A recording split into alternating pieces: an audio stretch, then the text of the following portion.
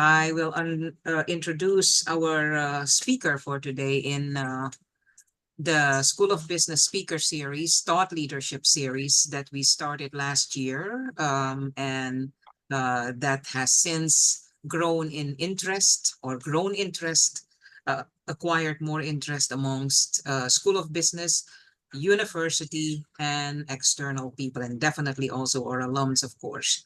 Today, we will be listening to Parables of Leadership, Timeless Wisdom for Today's Leaders.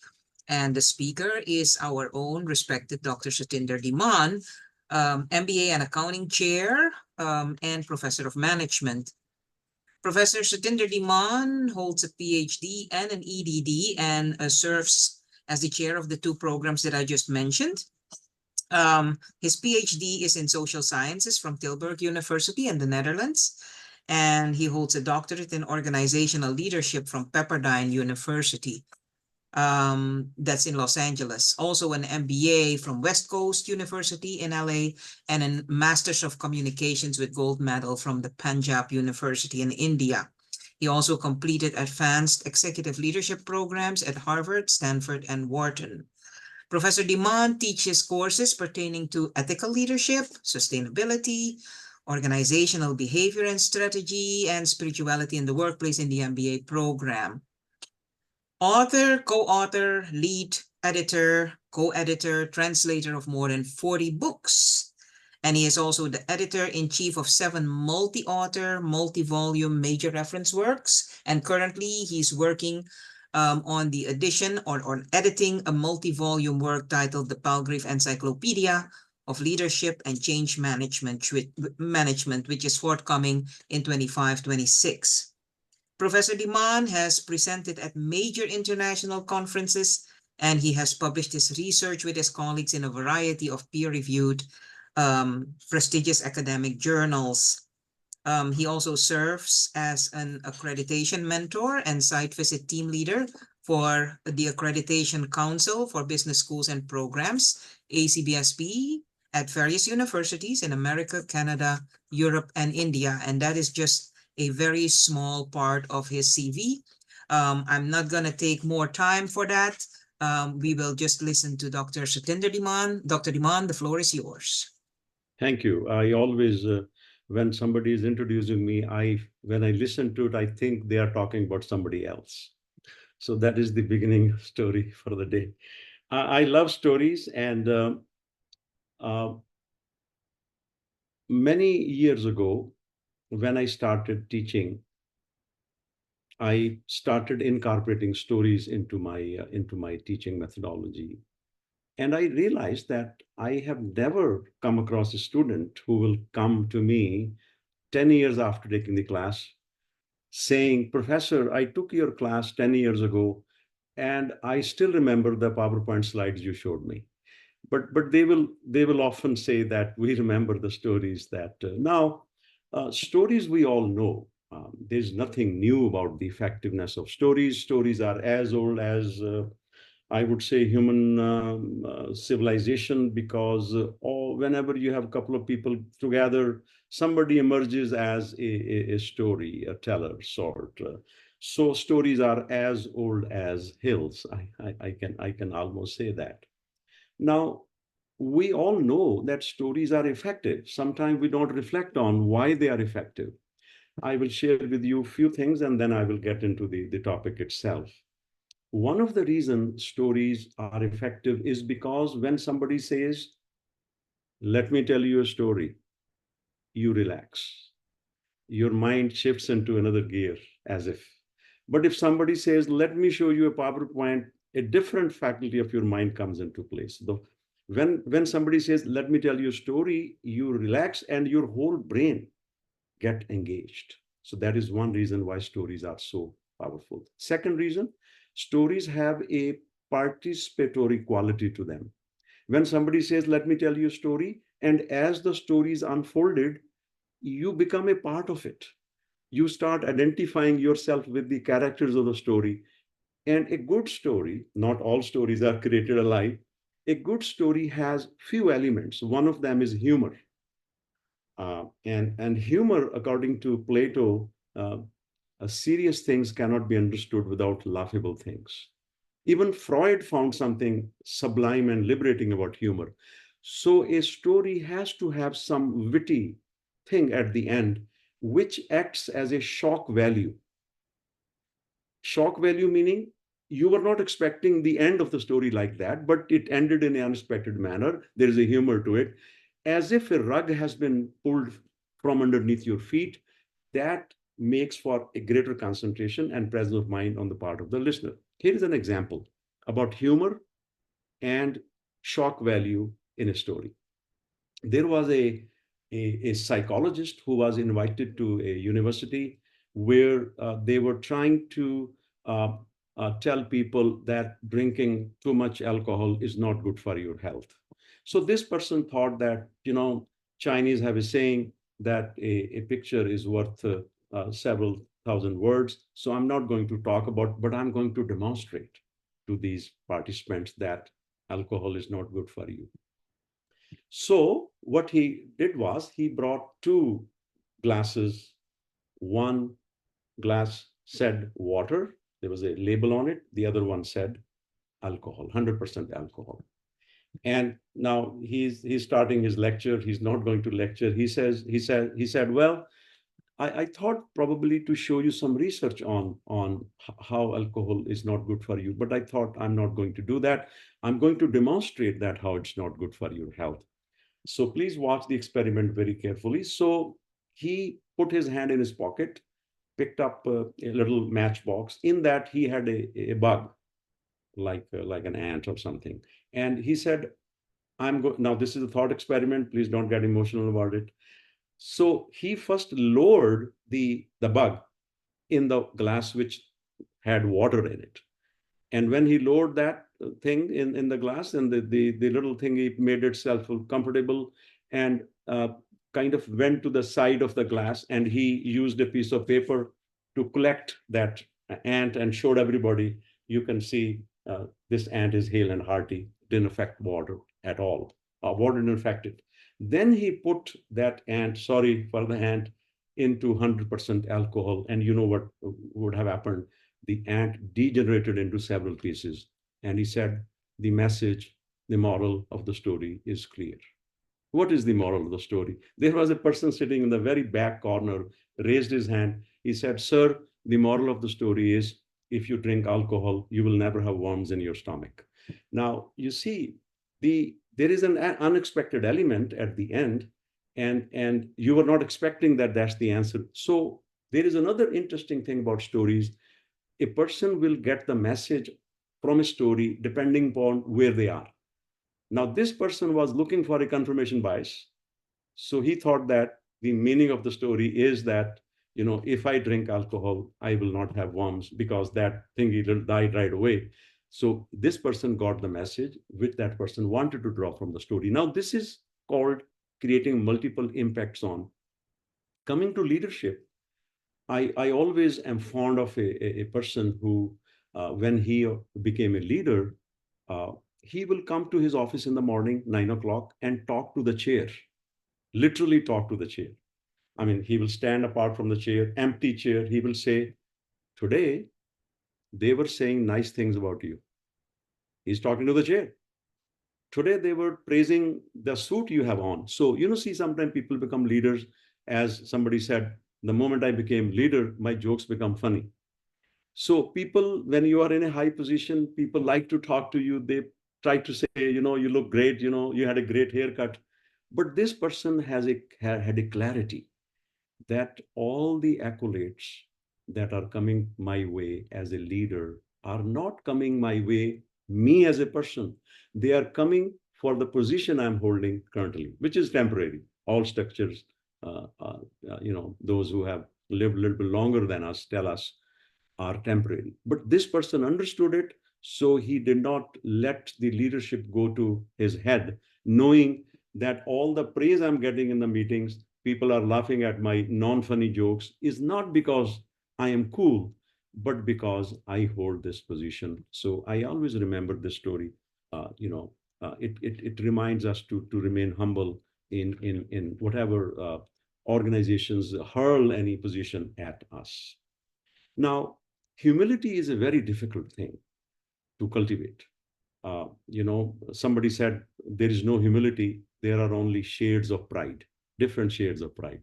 And you can see where you land on that spectrum, from zero to the highest level. Here is a very unusual story. I don't think I've shared earlier in any setting.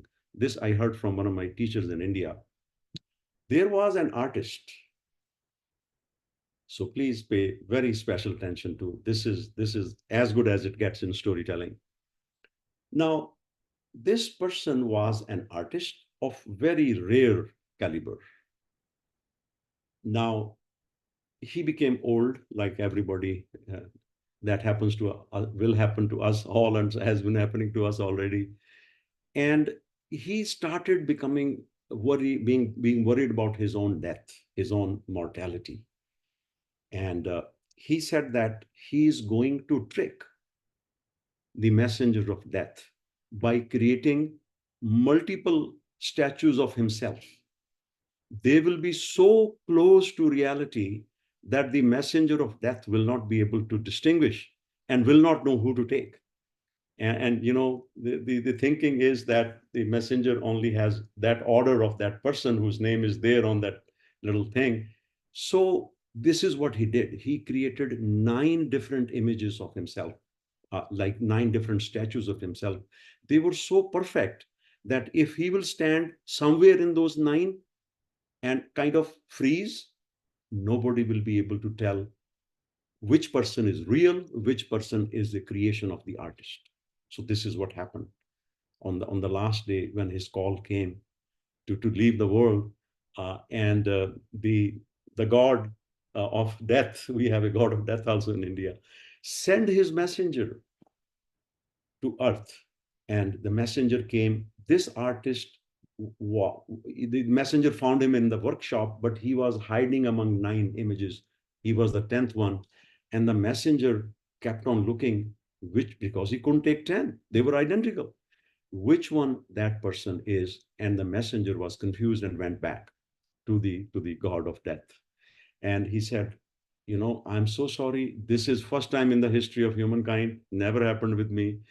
I could not find the person because there were 10 identical people in the workshop of that artist. I didn't know which one to bring. I didn't know which one is real, which one is fake. So God of death, who had a little bit more experience than the messenger, he said, let me go check it out myself. So now both of them go to the artist workshop, and God of death also looked at those 10 statues and could not make out who the real person is among those 10, and was confused equally like the messenger.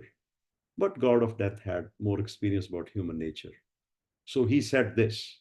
Now, this is the shock value of the story. He said this to the statues.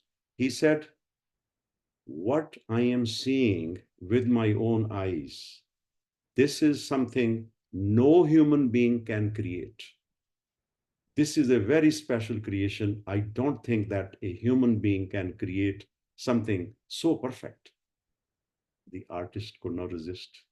He raised his hand. Sir, I did it. He said, sir, please come with us. You see, humility is not only required in life, it is also required in death. I promised to Brett that I'm going to tell some accounting stories. Here is an accounting story. There was an accountant. We actually had, I used to work for an accounting company in Encino when I came. Uh, it was called Gross Enterprises. And we had a person, his name was Lou, I think, if I remembered right. Uh, and he was there with the company, accountant, 40 years. One day he retired. And, you know, and whenever he will come to job, this was a joke around in the company that he will come to his job at 8 o'clock, 9 o'clock, whatever, and he will open the drawer, one of the drawers, and then he will look at something, and then he will close it. And then when after closing, he will never look at the drawer. So everybody was curious in the office, what is in that drawer? And he will always keep it locked. Now, when he retired after 40 years, he had to give the keys to. So when they send him a send-off party, he has left. Everybody was curious, look in the drawer. What does the drawer say? So when they opened the drawer, It had a piece of paper blank. On it, it was written in bold language, the debit is on the side of the window. The poor guy had a difficult time remembering the window was on the left side. He did not know after 40 years working as an accountant which side of the. Now, if this doesn't serve for a good accounting joke, I have another one. There was this person whose business was going down, and he went to the priest, for getting some guidance. And the priest said, you know, our faith is very firm, and our book we look at. So when you go home, try this. Open the Bible at any page. First, close the door, close your eyes. While your eyes are closed, open Bible at any page, and whatever two words when you open your eyes first see, just do it. That is the guidance to get you out of your business running into losses. This man could not believe it. Life solution can be so simple. So he's very excited. He goes home and he closes the door and takes the Bible out. He closes his eyes. He makes his mind silent. And then he opens the Bible. And then he opens his eyes slowly. And then whatever those two first words he sees, he closes the Bible and acts on those two words. For 6 months, the priest did not see this man come back. He thought, what happened to Joe? He was really looked very troublesome that day, financially speaking.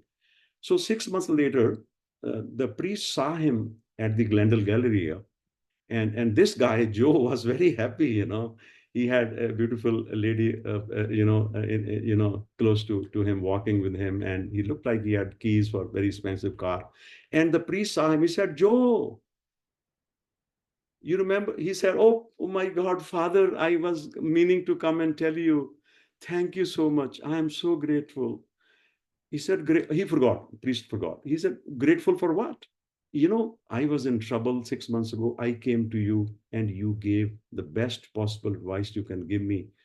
Now, what was the advice now? The priest got worried. He's kind maybe there is something I know which I don't practice, that this guy is so successful. He said, do you mind telling me what was the advice I gave you? He said, Father, very simple advice. You told me, go home, take the Bible out, close your eyes, and then open your eyes, open Bible at any page, and whichever true words you see, you just act on it, and your life will be turned around.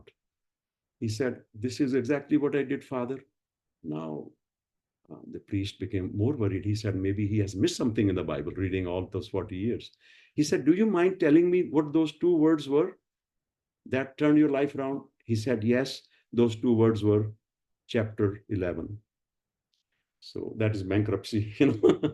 So I'm going to move away. I have more accounting jokes, Brett. We can share it later. Frank Lloyd Wright. I don't know if some people from non-business background will join. Frank Lloyd Wright is a great architect master, architecture master.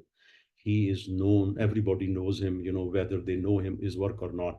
His creations were beautiful, although some people say that they were technically flawed. I mean, that's a different story, a song for another day. We won't get into that. But he is a name. I mean, like Le Corbusier, the French guy. Uh, Frank Lloyd Wright is a big name in the field of architecture.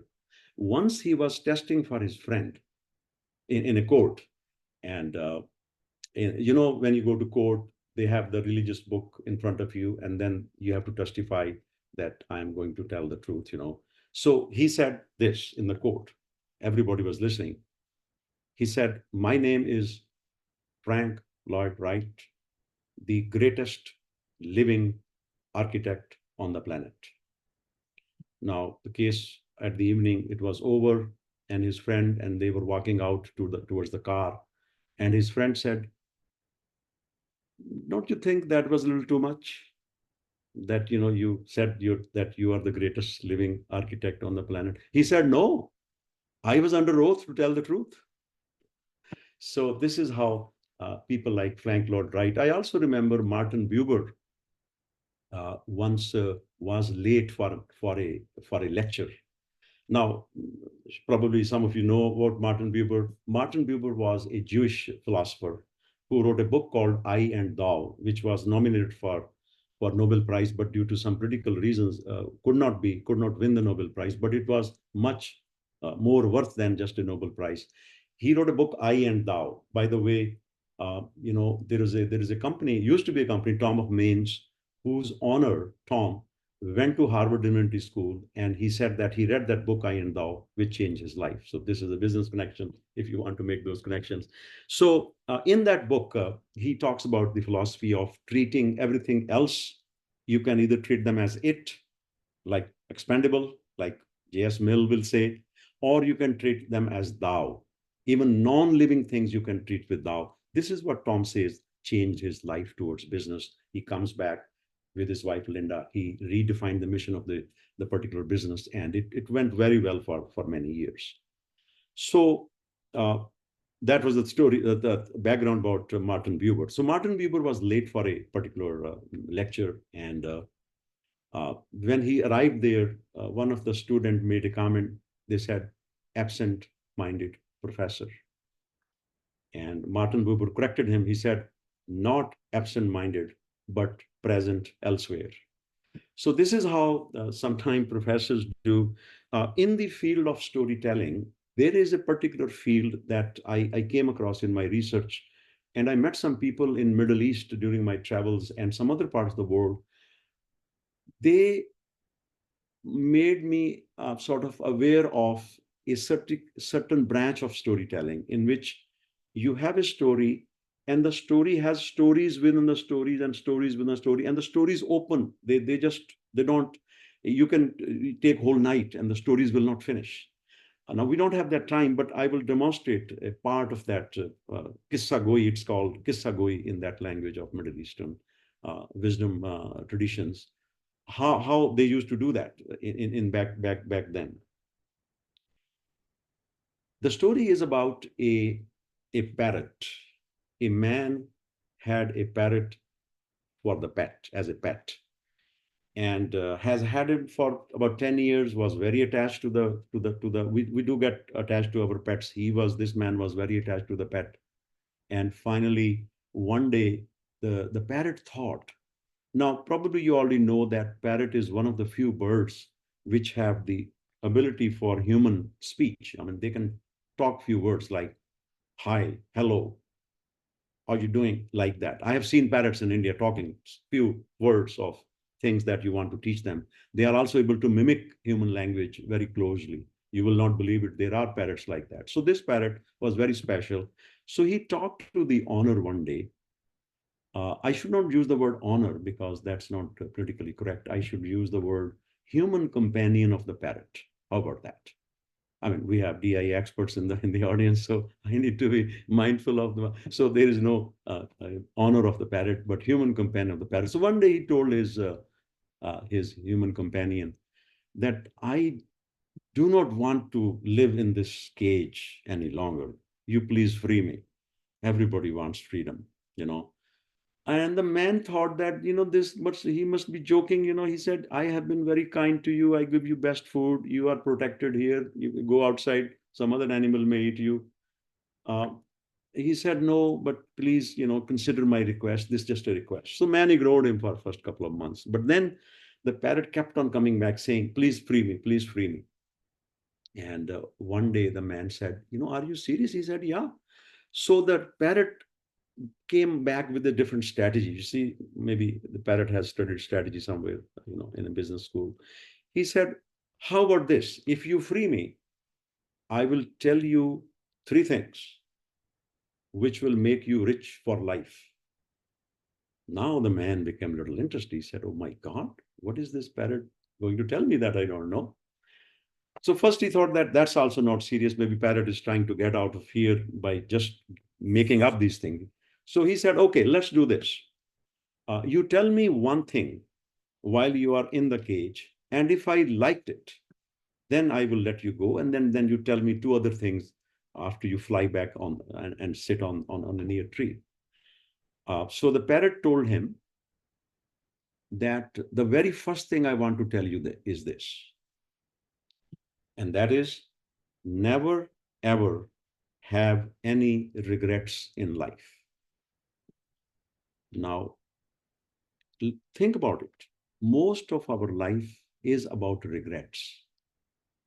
I wish I could. I wish I had bought that house, 5 years ago. I wish I invested money in that. I wish I had taken that job 20 years ago, etc., etc. So the man felt that parrot is very wise. Oh my God, this is very cool. So he said, okay, I will let you go now, and you tell me other two things when you are sitting on the tree in my backyard. So he opened the cage door.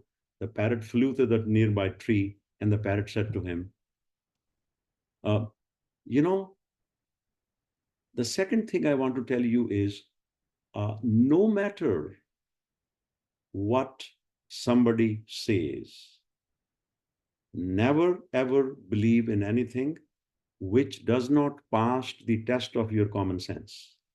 Very wise thing to remember, right? No matter what the media says, social media, other media, do not believe in it if it doesn't pass the sniff test. If you sniff it, doesn't make sense, common sense, test pass, then you.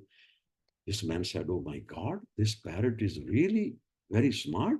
I mean, maybe he attended some good university during his, college days. He said, okay, now tell me the third thing. The parrot said, before I tell you third thing, let me tell you something very important about myself, which you never noticed for 10 years. He said, what's that? He said, did you notice that my stomach was unusually big? He said, yeah, what about it? He said, now see the beauty of the story, Kissa Goi, it is opening up now. He said, within my stomach, there is a very big diamond. If you had taken me to a pet shop, pet doctor, and they had done some ultra scan on me, and you had done the surgery on me, you could have got that diamond and become very rich. But you never bothered about my well being, and you just kept me caged and giving me food every day. You never paid attention to my well being. The man said, oh my God, how silly of me not to notice that. Now, please tell me the third thing. The parrot said, I am not going to tell you the third thing because you failed the test on first two things. He said, how is that? He said, I told you first thing. What was first thing? Never, no matter what, never ever regret in your life. You are just regretting. Oh my God, I should have taken to the doctor. Second thing I told you, what was second thing? Never ever believe in something if it doesn't, no matter who says it. No matter who says it, even Buddha may say it, but if it doesn't pass the common sense test, do not believe in it. Do you think that in my stomach there can be a diamond? No, I was just joking, but you believed in it. So you failed the test. I am not going to tell the third thing. The parrot flew away. Now I was listening to this thing and I followed the parrot. Now this is how Kisagoi goes. I followed the parrot to the park. I said, you are a very smart parrot. I would like to befriend you. So we started talking. I said, now, would you mind telling me the third thing? He said, no problem. So we had a chat. Parrot told me the third thing I wanted to tell the man was, but he was not lucky enough to know that. And third thing is, although things can be whole lot better, they can also be whole lot worse. So always be grateful for whatever condition you are in. Very interesting comment by the parrot. Although things can be whole lot better, but they can be whole lot worse also. I was impressed. I said, would you mind me telling you a story on the topic of gratitude? He said, sure. I like to collect stories. One day I want to write a book on, the parrot told me, on telling stories. I said, there was a man who used to, in the evening every day, go and talk to God about things in general about the world. And one day, there was a poor person he met on the way, and the poor person asked this man, this rather religious man, he said, where are you going? He said, I'm going to go talk to God. He said, can you ask a question on my behalf? Can you convey my message to God? He said, of course, no problem. What's the message? He said, look at me. I'm very poor, homeless. I just have this torn shirt. And, why God keeps on depriving me of any blessings? I just want to know, what should I do to get out of this condition? The man said, okay, I will ask God on your behalf. Then he went a little further, and there was a wealthy man, very rich man. So he said, where are you going, sir? He said, I'm going to go see God. And I do that every day in the evening. He said, can you convey my message to God? He said, sure. What's the message? He said, tell God that I already have enough. Stop sending me gifts. Stop sending me more money. He said, sure. I will go and ask God, and then when I come back, you can wait, and I will tell you what the God will say, or would say, or has said. So the man went there, and he asked the first question on behalf of the poor person. He said, there was this poor person, homeless, and he wanted to know uh, why my life is so wrecked, and what can I do to change it. And the God said, tell him when you go back to be a little bit more grateful. Man said, okay. How about the other question? He said, then I met a rich man who said, I don't want more things. I have enough. Tell God, stop sending me gifts, more money, more wealth, more property. I don't want it. So the man asked him, so what should I tell this man? He said, God said, well, tell him that he should stop being grateful. Now, mind the contrary advice here. To the rich man, he wants to not get any more blessing. He said, tell him, stop being grateful. So when the man came back and told those two people, first the poor rich person in that order, because he was the second one. So he said, what did God say? He said, well, if you want God to stop sending you gifts, you stop being grateful. He said, I can't do that. You know, uh, God has given me, nature has given me a lot. I cannot be, ungrateful. So that's where he left. And then when the poor person met this man messenger, he said, well, what did God tell about me? He said, God told about your condition, if you want it to improve, that you should be more grateful, a little bit more grateful. He said, why should I be more grateful? I'm nothing to be grateful. And as he said, I have nothing, the shirt which he had on his body also flew away, and the wind took it away, and the man became even more destitute than he was before. So this story tells us about the beauty of gratitude, which research also proves very well. Now this is one way of taking the story forward. The other way is that there was, we tell sometime in my ethics class, I will share the story, that there was a honest woodcutter. One day he was cutting wood, and his axe with which he was cutting wood fell in the river. He prayed and prayed. Then the god of river came, brought the axe out, and he said, first he brought not his axe, which was made of steel. He brought a axe which has a diamond handle. He said, is this your axe? He said, no, sir, this is not my axe. Then he brought another one from the river. It was made of gold. He said, is this your axe? He said, no. And then third time he brought the axe which actually fell, made out of steel, ordinary iron, rusted axe. When he brought it, he said, yeah, this is my axe. The river god, whatever, was very happy. He said, there are honest people still in the world. He was so happy. He, as a reward, he said, you can keep all three axes. Man was very happy. He went home, and they become very happy as family.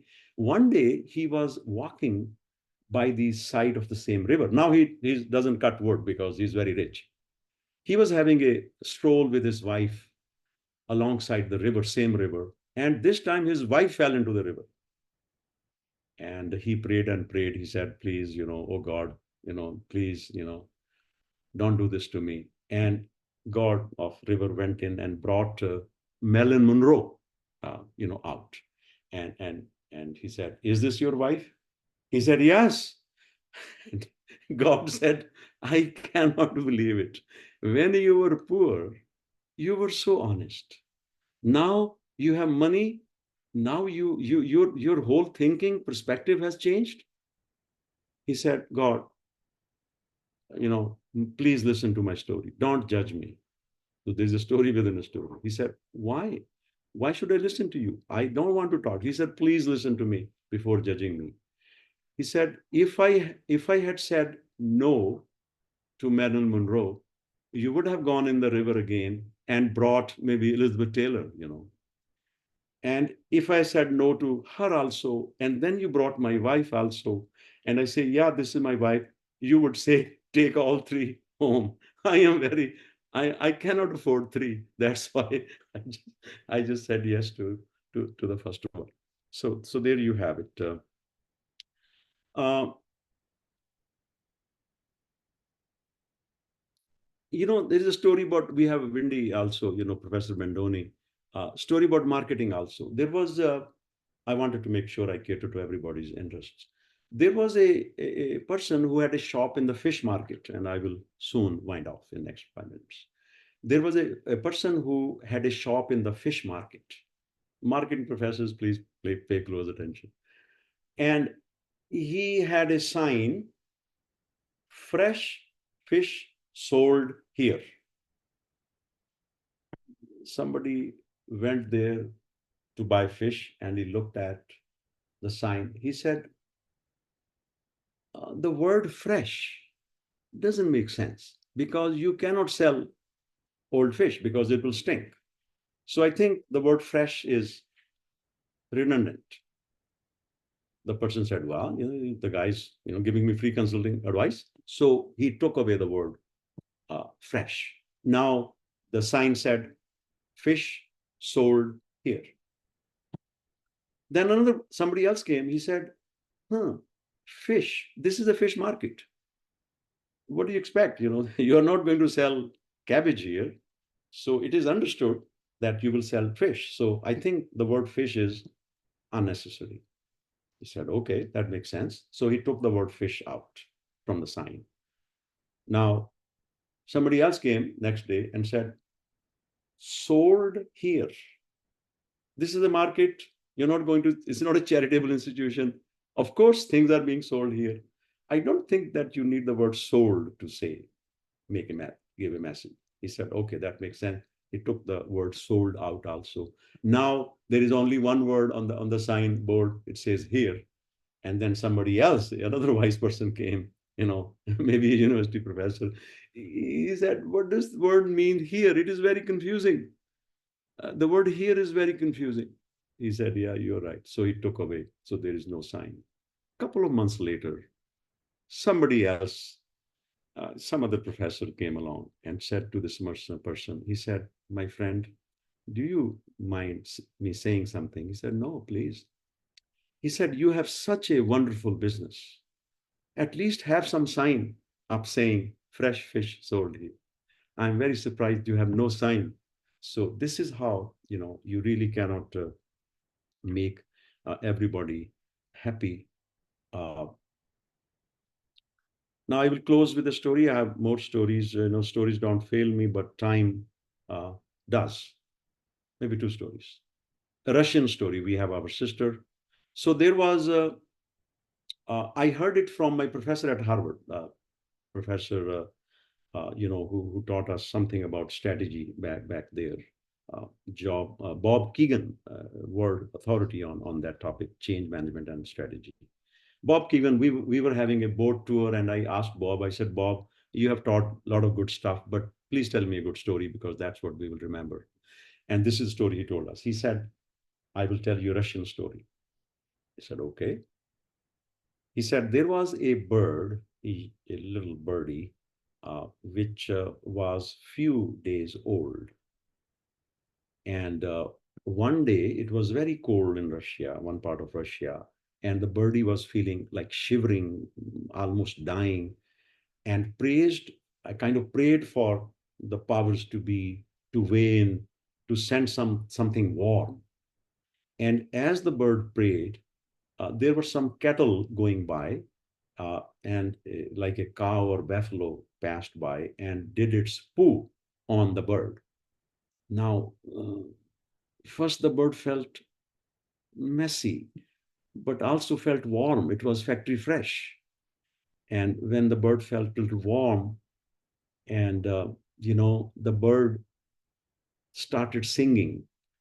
And as the bird started singing, there was a wolf going around, heard the bird singing, came, took the bird out of the mess, and ate it up.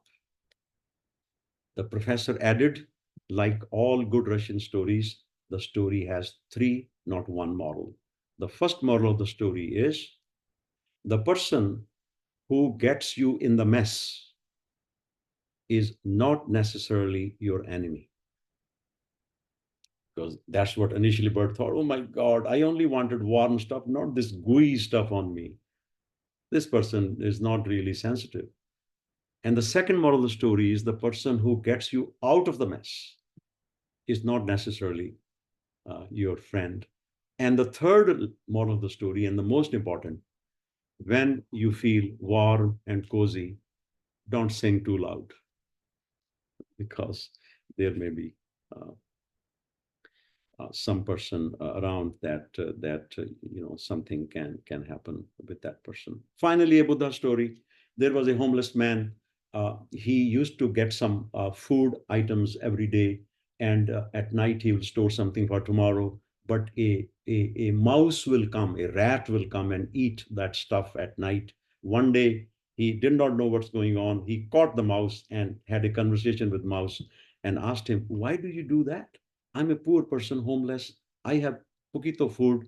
If you really want to eat food, go to some rich person's house. They have a lot of good, plenty of food. Why me?" And the rat told him, "My friend, this is your destiny. Your destiny is that you cannot have more than a certain amount of food. And my destiny is to eat that extra food. I'm sorry. This is all law of karma." The homeless man said, "Really? What is there anything you can tell me I can do to change it?" He said, "Yes, there is a person who can answer your question that why it is happening to you. Why, despite being homeless, you're not stable, are able to have more food than necessary." He said that person's name is Buddha, the Buddha, and he's somewhere in India. You can go there. But this person was very far, so he decided to go there on a journey to meet Buddha. The story has messages on many counts, so please bear with me for next 2-3 minutes. So when the man was going on that homeless man was going on that journey, it got a little dark in the evening, and now it's nighttime. He wanted to stay. There was no house. There was one house which has some light, so he went there, knocked at the door. The person who opened the door, he said, "Sir, what we can do for you?" He said, "I am new here. I am going on a journey, and I need a shelter for tonight." Those people were kind people. They didn't judge him. They said, "Okay, we can provide you." He said, "By the way, feel free to stay here." They gave him some place in the garage. The man stayed there. Next morning, as he was saying goodbye, the homeowner asked him, "By the way, where are you going?" He said, "I'm going to go to Buddha to ask a question." And the man said, "Well, can you ask a question on my behalf?" He said, "What's that?" He said, "We have a daughter. She is 16-year-old, and ever since she was born, she has not spoken a word. Ask Buddha, what can we do to get her speech back?" He said, "Sure, I will ask that question. You have been very kind to me, gave me shelter." So as he's proceeding, there was a river on the way, and he didn't know how to cross it. And he met a wizard. So there are some young people also with us in the audience. So I wanted to cater their needs also. This is for all of them. And this wizard had a staff or a like a magic wand. And he said, "Where are you going, sir?" He said, I want to cross the river. Can you help me?" He said, "Yeah, you sit on my staff. I will fly over the river. It's a magical wand." And during the time they were flying over the river, he asked, "Where are you going?" He said, "I'm going to go to Buddha, ask a question." He said, "Can you ask a question on my behalf?" "What's the question?" "The question is, I have been practicing certain meditation for last 500 years. Ask Buddha, when will I become, or I will go to heaven? Finally, I will leave this form and go to heaven free. He said, I've asked Buddha. And then the homeless man found a range of mountains like Rockies, not over there, but like Rockies. And he did not know how to, and he wanted to get to Buddha sooner. Then he met a, uh, I interchange the part. First, he meets with the with mountain range, and the person with the staff flies him over the not over the river, but over the mountain range. So he was sitting on behind his staff on the magic wand, and then he comes across a very big river, and he sees a turtle like 300-year-old turtle. I trust that turtles live a very long life, because they breathe, they breathe very slowly, and because they breathe very slowly, they live generally up to more than 200, 300 years. So this was a 300-year-old turtle, a very old back skin, very big turtle. He said, I can help you. You sit on my back, I will take you across the river. And as they were sitting on the back, he asked him, where are you going? Same, he said, I'm going to go to Buddha and ask question. He said, can you ask a question on my behalf? What's the question? I have been, a turtle and doing some practice, religious practice, meditation and all for 300 years. When will I become a dragon? That's the question. He said, okay, I will ask the question. So now finally he reaches where Buddha was supposed to be living. So he reaches the assembly next day, and Buddha says that day, today, we have a lot of visitors, but I will only answer 3 questions per person. Now, this person has a dilemma. He has one of his own questions, the reason he came here, and then he has 3 questions. Then he thought about it. There's a beautiful part of the story. He said, well, that little girl has not spoken for 16 years. That is a bigger problem than me. My problem I can deal with. The food I can again beg next day, but that girl, I need to ask that question. Then he thought about that wizard who looked very old. He said, oh my God, he has been practicing 500 years, and his need is more than mine. I should better ask that question. And then finally, he felt compassionate towards the turtle, and he asked the question. He said, I'm going to ask the turtle question to Buddha. So he decided not to ask his question, but to ask those 3 questions on the behalf of those 3 people, or those 3 encounters that he had. First question he asked was from the turtle side. He said, I met a turtle. What should I tell him? He wants to become a dragon. He said, yes, he will become a dragon soon if he gives up his old skin shell on the back. He's too attached to it. And Buddha is all about non-attachment. They say that a Buddhist email has no attachments.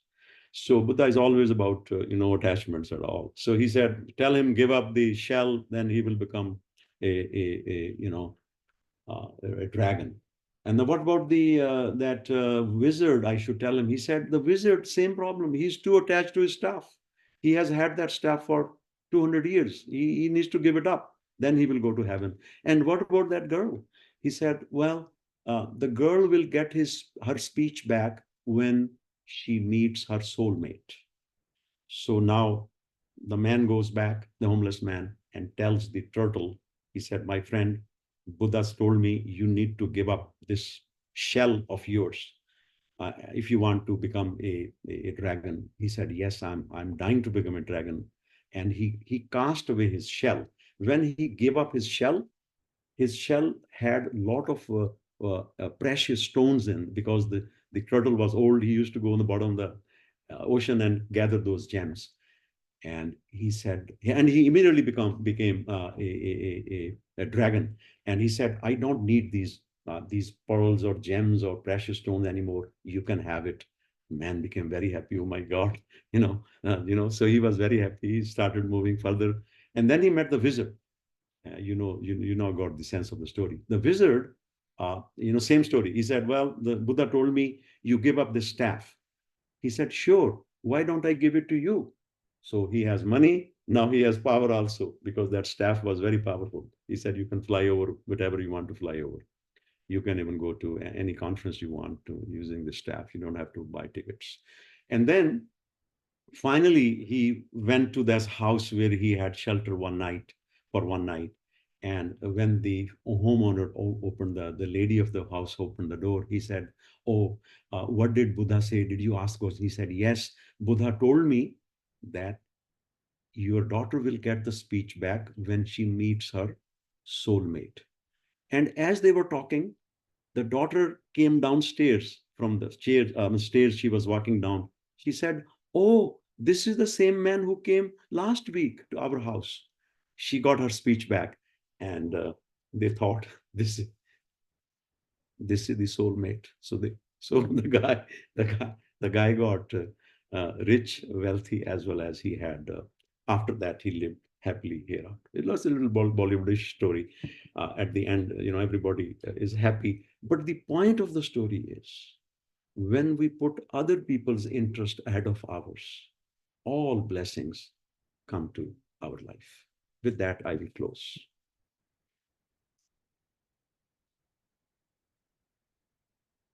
Wonderful set of stories, definitely. Let's open the floor for some questions, or is there any response? We have Observations, thoughts, feedback, as they call it in this country. anyone? Yeah. Okay, Dr. Dhiman, thanks for sharing. So I guess my question is, how do you integrate the stories into your classroom and your teaching? Like, is it sort of just in your head, and is it connected, or do you have specific stories that are associated with certain things? And then I also have a follow-up question too, but I'll let you answer that. First question is free. Thank you. Okay. So you see, you have to have a good repertoire of stories to answer. And how do I integrate? For example, let's say that I'm trying to make a point in the class that we should make our decisions based on fact, not based on just feelings. Though I feel good, I feel bad. So I will tell a story, something like, there was a company which had a custom that whoever will be hired, the CEO of the company will take that person to lunch and give them the letter of appointment. So one young man he did very well in the interview, and now he's having lunch with the CEO. And when the lunch was ordered, this young man, before even tasting, he started putting a little bit more salt, because he thought that I eat more salt. And the CEO did not hire him. And when he came back, he gave the letter back to the HR person. And they said, sir, why did you not hire? We went through the whole shmeal of interviews. He said, because I do not want a person on our team who make decisions without checking the facts first. This is just one story. For ethics, I have several stories, to make a point that, in the long run, if you have core set of values, when you follow them, you are better served than taking shortcuts. So I do have stories for all occasions, sort of, and they come handy to me, sort of. Yeah. And then my follow-up question is, if you see value in stories, somebody told me recently that everybody tells themselves stories. So you're sort of, you're living some kind of narrative, where you're living a story where you tell yourself, well, it could be something like, I'm a family person, and it's important for me to have a stable job, or, whatever it is. And you kind of follow that narrative. And I'm curious if you ask or integrate the storytelling value to your students. Do you ever ask them to tell their stories or a story? Yes, actually, I have a pre-class assignment. Okay. In which everybody has to tell their story and identify certain events which prepared them for leadership position. I tell you, students just love telling the stories. In my today's talk, I did not integrate many stories that I have heard from people like Peter Drucker and Peter Senge, my personal interaction.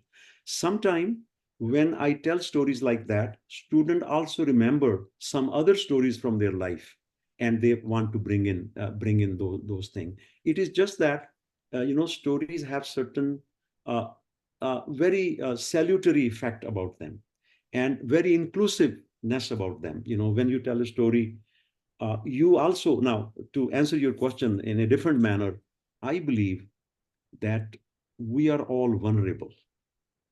If I ever tell a story about myself, the students will see that I am a mortal, fallible professor, instructor, and that vulnerability really opens them up. I'm not trying to present myself as a model of excellence or paragon of virtue. I tell them that I have my own share of mistakes I've made over life, and I give them examples about those mistakes. So that way, sometimes it brings it. I sometimes get moved in the class to tears, and it tells them that it is okay to sometimes have tears. I mean, we are not made out of stone. We are human beings, and life happens. So I think that to your second question, which I think the person who told you was so smart to say, that when we are able to do that, the narrative, the personal narrative, always remember the vulnerability part. Once the students know that you are vulnerable, you become friends. Because as Plato says, be a little bit more kind to others than necessary, because everybody is fighting a hard battle. Thank you. Great questions. Thank you. I agree, and I I definitely also agree with the answer. I've also experienced it. If you open up and you share a part of your story, you don't have to just share everything about your life, but if it's appropriate in the setting, and you have the courage to show your own vulnerability in the given circumstance, then students really open up, and you get way more interaction, way more communication going on. But a lot of us are teachers here in this room, so have probably also experienced it. But it's already 5 o'clock, so I would like to thank everybody here. Any closing words, Dr. Dhiman, or anyone in the room? That's it. I just, I love telling stories, and I do not aspire for anything more in my life than to be known and remembered as a storyteller, a professor who used to tell stories. Many people have a lot of other things they want to be remembered. I just like to explain things by telling stories, and it has served me well. It has given me opportunity. And the vulnerability part, one last comment, doesn't have to be something in the bad light or sad light. It could be, we were once having a conversation about one of my students. He used to ride bike. He was a biker. And I told him that in my younger years, I myself used to ride bike, and he couldn't believe it. And I gave some names of bikes like Triumph and BSA Twin and Royal Enfield English bikes. He did not know that this professor, will be a person who will one day, who might have in their younger years. And so sometimes, vulnerability here means that you are human, and you are given to all idiosyncrasies like normal person. That's the point. Well, thank you all for being here, and thank you, Dr. Dhiman, for sharing the wealth of your stories. We will be back next month with Francesca. Can you help? Who will be our speaker next month? It's scheduled to be Brett Kawada. Hey, Brett Kawada will share his knowledge, his insights as a thought leader with us. So we look forward to that. That will be the last Thursday of the month of September. So stay tuned, and we will be back. Thank you all for being here. Have a wonderful evening. Thank you. Thanks for the opportunity. Bye-bye.